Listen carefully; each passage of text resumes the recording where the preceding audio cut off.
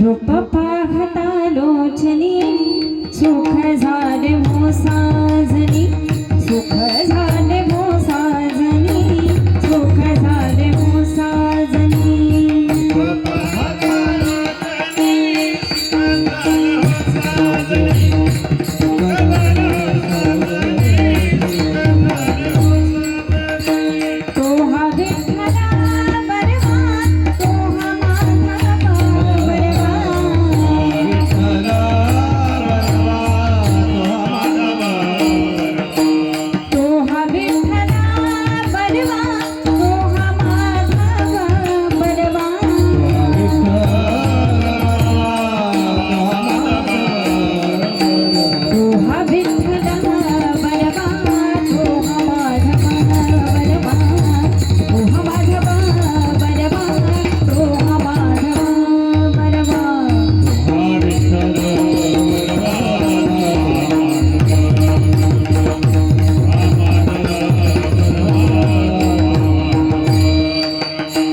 बहुत सुकृताची जोडी म्हणून विठ्ठली आवडी म्हणून विठ्ठली आवडी म्हणून विठ्ठली आवडी बहुत सुकृताची जोडी म्हणून विठ्ठल आवडी म्हणून विठ्ठल आवडी म्हणून विठ्ठल आवडी तो हा विठ्ठला बरवा तो हा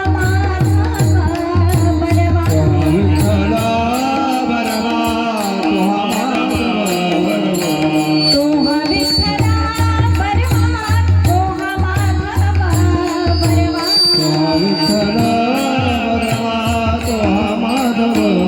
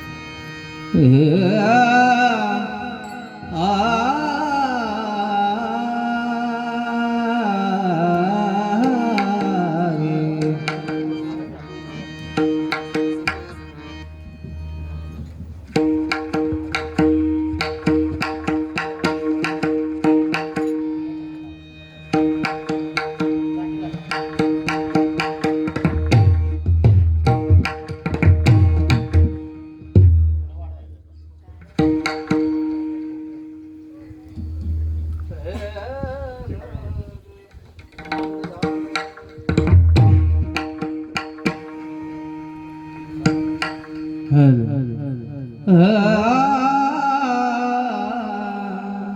हॅलो हॅलो हॅलो ठीक आहे ठीक आहे एको जास्त जास्त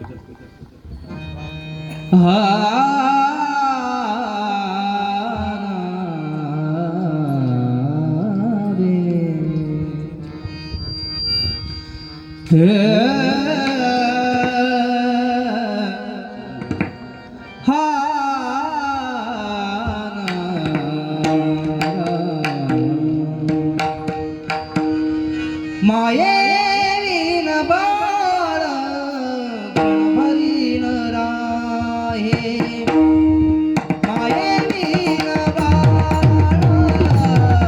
गणभरीन राहे वीण बाळ क्षणभर निराहे माये वीण बाळ क्षणभर नाही राहे मायेरीन बाळ क्षणभरीन राहे मायेरीन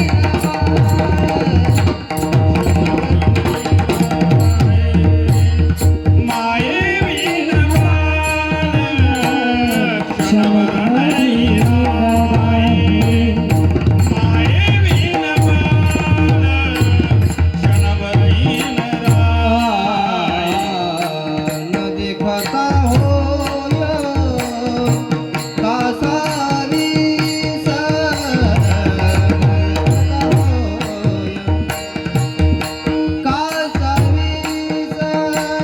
आणि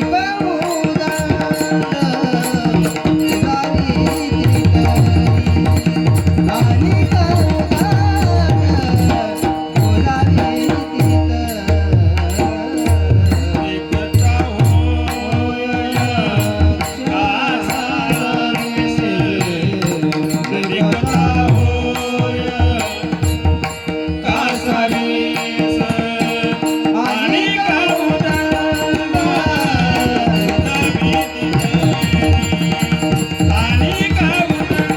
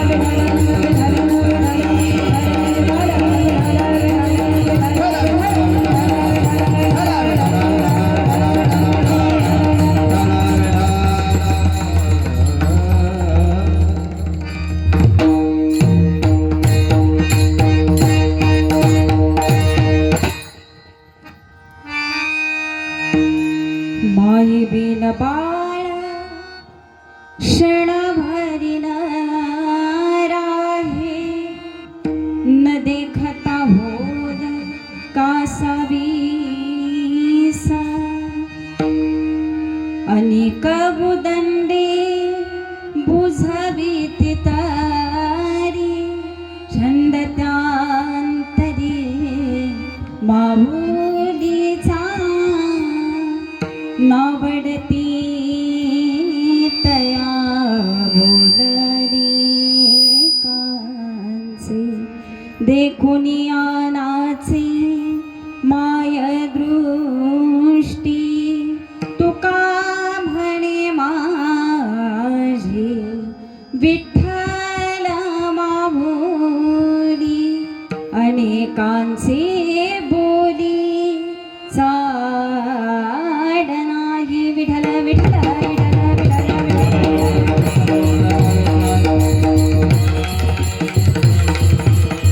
ध्यानमूलं गुरुर्मूर्ति, पूजामूलं गुरुर्पदं, मंत्रमूलं गुरुर्वाक्यं, मोक्षमूलं गुरुकृपा, अखंडमण्डलाकारं व्याप्तमेन चराचरं, तत्पदं दर्शितं येन तस्मै श्रीगुरुवे नमः।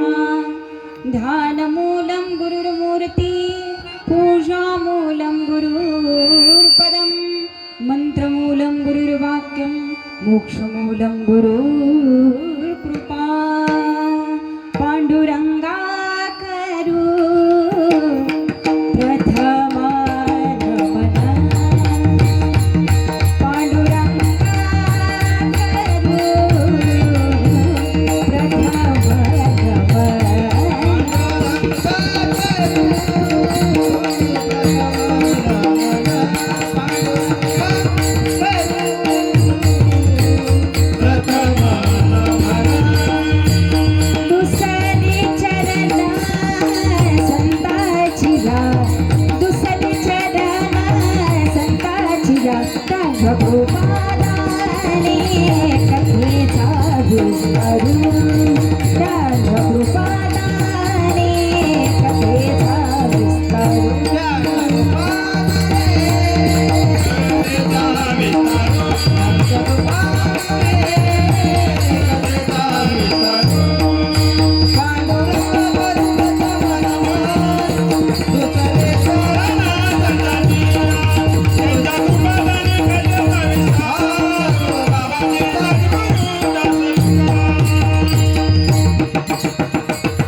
ओम नमो जी आद्य वेद प्रतिपाद्य जय जय स्वसंवेद्य आत्मरूपा देवा तुची गणेशो सकलर्थमती प्रकाशो भरी निवृत्ती दासु अवधाजी जोजे ओम नमो ज्ञानेश्वरा ओम नमो ज्ञानेश्वरा ओम नमो ज्ञानेश्वरा ओम नमो ज्ञानेश्वरा ओम नमो ज्ञाने ओम नमो ज्ञाने ओम नमो ज्ञानेश्वरा ओम नमो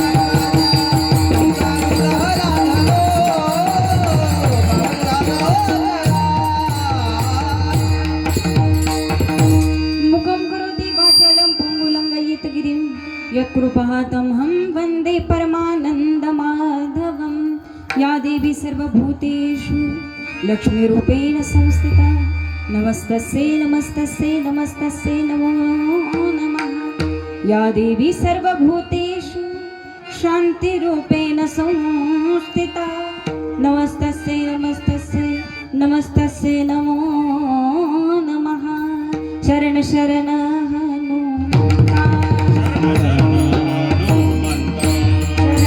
शरण हनुमंता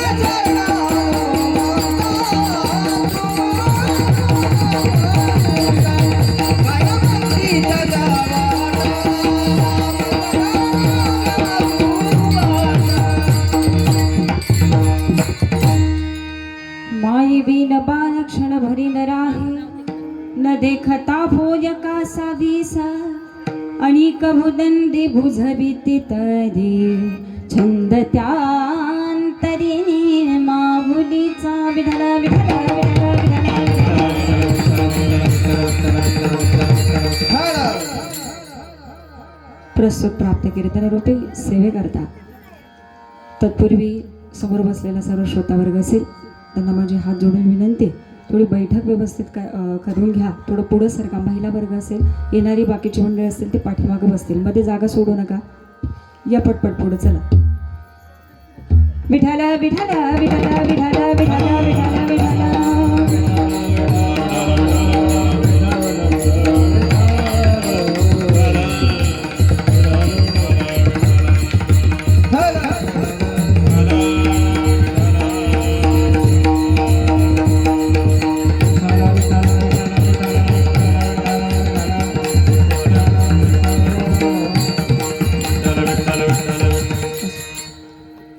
प्रस्तुत प्राप्त कीर्तनरूपी सेवेकरता निवडलेला अभंग.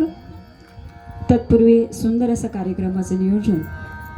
आज ज्या कार्यक्रम असतो तुम्ही आम्ही सर्वजण आज इथं मोठ्या संख्येनं सर्व पै पाहुणे असतील. या चव्हाण कुटुंब परिवारामध्ये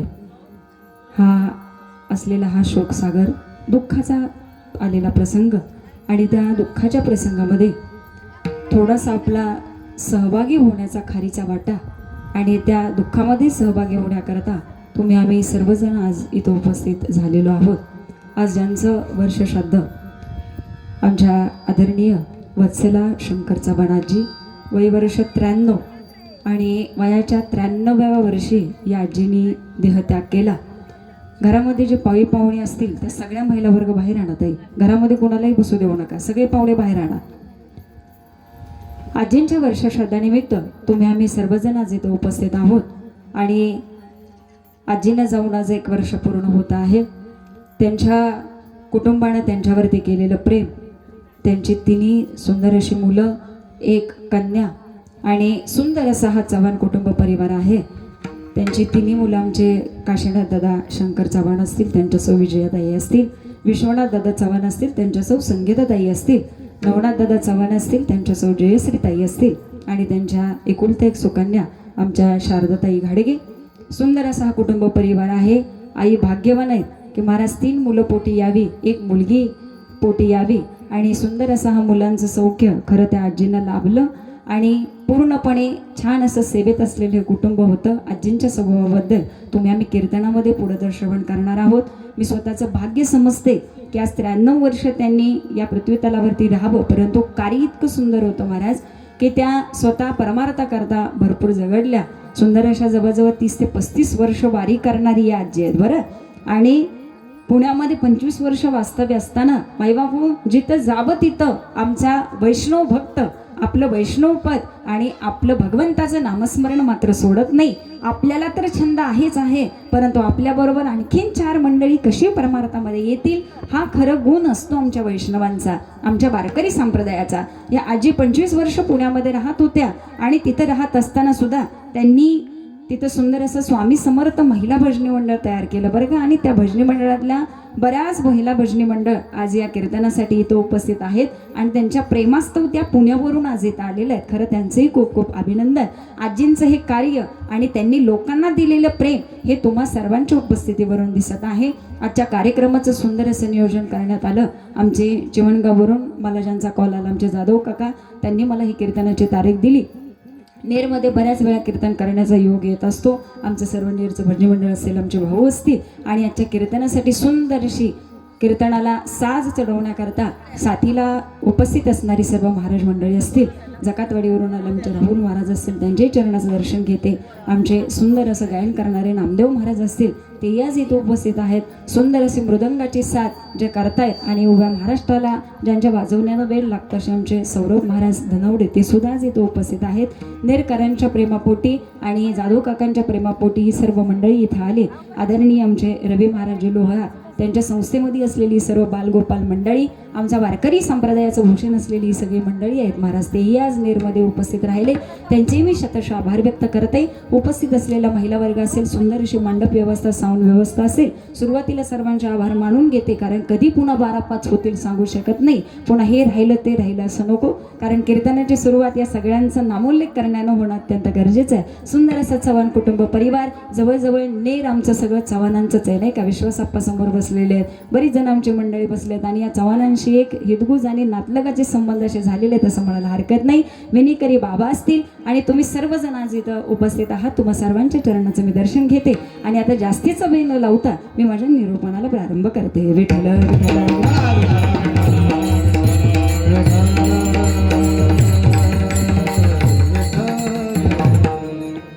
प्रस्तुत प्राप्त कीर्तनरूपी सेवेकरता निवडलेला अभंग जगद्गुरु जगदमान्य देहोनिवासी वैराग्याचे परममूर्ती माझे जगद्गुरु तुकोबराय यांचा 4 चरणाचा सर्वांच्या पाठ्याचा असेल न असेल, परंतु महाराज आईचा महिमा व्यक्त करणारा तुकोबरायांनी सुद्धा सांगावं की आईचं तत्व काय आहे. ठीक आहे ना महाराज. प्रासंगिक प्रसंगानुसार आज एका आईचं महत्व सांगणं हे अत्यंत गरजेचं आहे. आणि आज ही एक आई आहे, कुणाची तरी आजी आहे, मायबाप हो, कुणाची तरी नातवंड आज कीर्तनाला बसलेली आहेत. आजीच्या श्राद्धानिमित्त आज नाती सुद्धा मायबाप कीर्तनामध्ये बसलेले आहेत. ठीक आहे ना. त्यामुळे आज स्त्री तत्व काय आहे, आई काय असते, आजी काय असते, नवे नवे घराचा आधार काय असतो आणि मायबाप बुजुर्ग लोक घरामध्ये असल्यानंतर घराची एक वेगळ्या पद्धतीची पत गावामध्ये असते. आणि ज्यावेळी ही मंडळी जातात ना महाराज, त्यावेळी आम्हाला समजतं की आमच्या घरामध्ये असलेल्या व्यक्तीची किंमत काय आहे. विठ्ठल विठ्ठल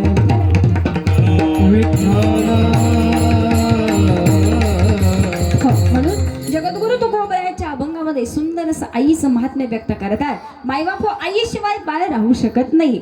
हा सृष्टीचा नियम नव्हे, माझ्या आईच्या मायेचा नियम आहे महाराज. ठीक आहे ना. आम्ही म्हणतो खरं आईशिवाय आम्ही कुठेही राहू शकतो, परंतु महाराज लहानपण आहे, बालपण आहे, तेव्हा या बाळाला फक्त आईची गरज असते. तसं परमार्थ करत असताना महाराज आम्हाला परमार्थाची जोड धरत असताना आम्हाला साधू संतांशिवाय पुढं जाणं शक्य नाही. भले आम्ही ज्ञानोबरायांना आता अनुभव न अनुभव ते आमच्या जोडीत असो नसो, परंतु महाराज माऊलींचं ज्ञान हे माऊलींच्या रूपामध्ये आमच्या सोबत आहे. म्हणून पुन्हा पुन्हा सांगावंसं वाटतं की एक आई बाळाशिवाय राहू शकत नाही, बाळ आईशिवाय राहू शकत नाही. अशी सुंदर अवस्था एका भक्ताची देवाच्या बाबतीत होते आणि देवाची एका भक्ताच्या बाबतीत होते. विठ्ठल विठ्ठल. पुढं सरकून घ्या, पुढं सरका आई, पुढे घ्या, पुढं सरका जरा.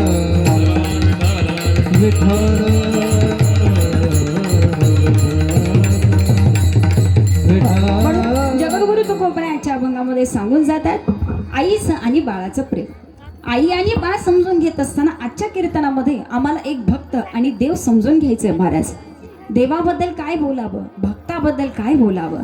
देवानं फक्त भक्ताचं कौतुक करत राहावं आणि एका भक्तानं फक्त देवाचं गुणवर्णन करत राहावं. कौतुक कोणाला आवडत नाही महाराज, कौतुक सगळ्याला आवडतं. का कारण कौतुकानं महाराज व्यक्तीमध्ये बराच बदल होत असतो. म्हणून तुकोबराय सांगून जातात हे आई तत्व असं आहे ना, ते बाळ आई करता वेड झालेलं आहे महाराज, वेड झालेलं आहे. त्या बाळाला आईशिवाय दुसरं कुणी नको. समाजामध्ये 1000 स्त्रिया जरी उभ्या असल्या तरी महाराज एका बाळाला माहिती आहे की 1000 स्त्रियांमध्ये नेमकी माझी आई कोण आणि माझी आई कुठे हे बाळाला माहिती आहे महाराज. तसे हजारांनी लाखो भक्त आज पंढरीला जात असतात, आळंदीला जात असतात, परंतु महाराज या लाखो भक्तांमध्ये सुद्धा देवालाही माहिती आहे की माझ्यासाठी इथं कोण आला आणि 900 900 900 पावशे इथं किती जण आले. ठीक आहे ना. सांगण्याचं तात्पर्य असं जसं बाळाला आपली आई कोणत्याही स्त्रियांमध्ये शोधून काढता येते, तसे लाखो भक्त जरी पंढरीत आळंदीत असले ना महाराज तरी देवाला सुद्धा आपला परम भक्त कोण हे ओळखणं अवघड जात नाही. विठ्ठल.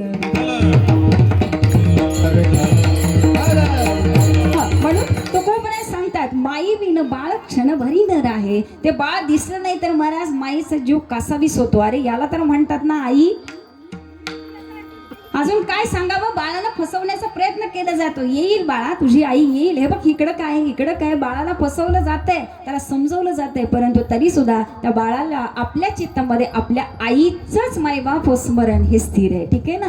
नावडती तया बोल अनेकाचे, बाकी तुम्ही मला काही सांगू नका, मला माझी आई हवे. इतकं सुंदर वर्णन तुकोबरायाने या अभंगामध्ये केलं. तुकोबराय शेवटी सांगतात आमची विठ्ठल हीच आमची आई आहे, आमची विठ्ठल हीच आमची माऊली आहे. अजून काय सांगावं, तुम्ही कितीही मला सांगत राहा तरी एक भक्त आपल्या पांडुरंग परमात्मा रूपी आईपासून बाजूला होऊ शकत नाही. जोपर्यंत आमची विठू माऊली आम्हाला भेटत नाही तोपर्यंत भक्त स्वस्त बसू शकत नाही. विठ्ठल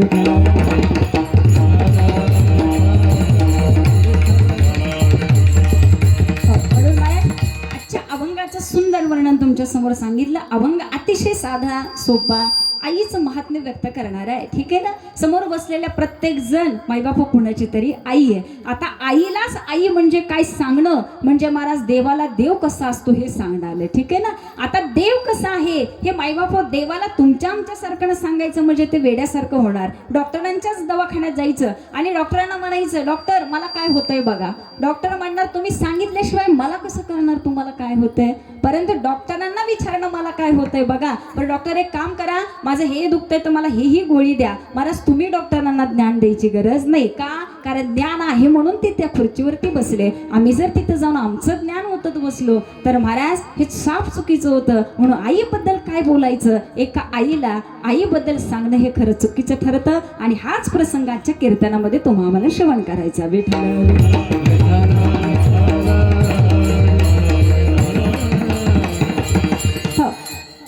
पार्श्वभूमी सांगत असताना थोडासा विचार करावा असा वाटतो.